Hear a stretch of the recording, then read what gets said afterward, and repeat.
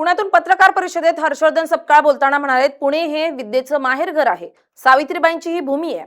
सावित्रीबाईंवर ज्यांनी शेण फेकलं तेच आज राज्यात आणि केंद्रात सत्तेत बसलेत. हा राष्ट्राचा कार्यक्रम आहे. मुख्यमंत्री अज्ञातातून बोलले आहेत, आमची नोंदणी ऑनलाईन होतीये. भगवतांच्या कार्यक्रमात फिक्सिंग करून विद्यार्थी आणले होते. मला वाटलं मुख्यमंत्री हुशार असतील, पण त्यांना बारकोड सिस्टीमही कळालेली नाही. त्यांनी जरा ज्ञानपूर्वक टीका करावी. त्यांच्या पायाखालची वाळू सरकली आहे, त्यामुळे त्यांना सर्वत्र राहुल गांधीच दिसतात. अभूतपूर्व विद्यार्थिनींची नोंदणी झाली आहे, असंही हर्षवर्धन सपकाळ म्हणाले. छात्रों की गुंज हा जो कार्यक्रम आहे हा पुण्यात होत आहे आणि पुण्यात होत असताना पुण्यातलं जे वैशिष्ट्य आहे, जे भारताचं वैशिष्ट्य आहे आणि स्त्री शिक्षणाचं जे महत्व आहे ते देखील कुठेतरी अधोरेखित होत आहे. मुलींची पहिली शाळा भिडेवाड्यात पुण्याला निघाली. सावित्रीबाई फुलेंनी ती शाळा सुरू केली. सावित्रीबाई फुलेंवर शेण फेकणारे कोण होते? सावित्रीबाईंवर दगड फेकणारे कोण होते? ते काय अफगाणिस्तानातून किंवा युरोपातून आलेले नव्हते.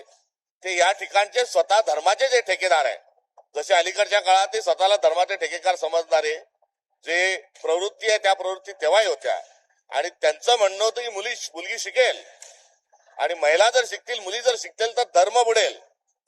आणि धर्म बुडवायचा, भारतातली संस्कृती डुबवण्याचा संदर्भ त्यांनी घेतला. ही जी प्रवृत्ती त्यांनी सावित्रीबाई फुलेंना विरोध केला.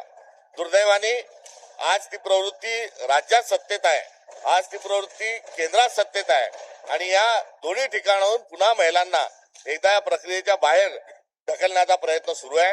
म्हणून त्याच पुण्यातून, त्याच सावित्रीबाई फुलेंचा, त्याच जिजामाताचा, ज्या जिजाऊंनी हिंदवी स्वराज्याची बाळकडू छत्रपती शिवाजी महाराजांना पाजलं, त्याच पुण्यामध्ये केवळ युवतींशी, केवळ विद्यार्थिनींशी संवाद साधण्याकरता राहुल गांधी 22 तारखेला 5 वाजेपासून या परिसरामध्ये त्यांचा छात्रों की गुंज हा कार्यक्रम संपन्न होणार आहे. एकंदरीत आम्हाला मिळत असणारा प्रतिसाद हा फार आश्चर्यकारक आहे. कारण या कार्यक्रमामध्ये मुख्यमंत्री अज्ञानातून बोलले असतील. अज्ञान समाज निर्माण करणं हे त्यांचं काम आहे. आता त्यांनीच अज्ञानाचं आता पांघरून घेतलंय काय, हाही प्रश्न कुठेतरी आपसूक निर्माण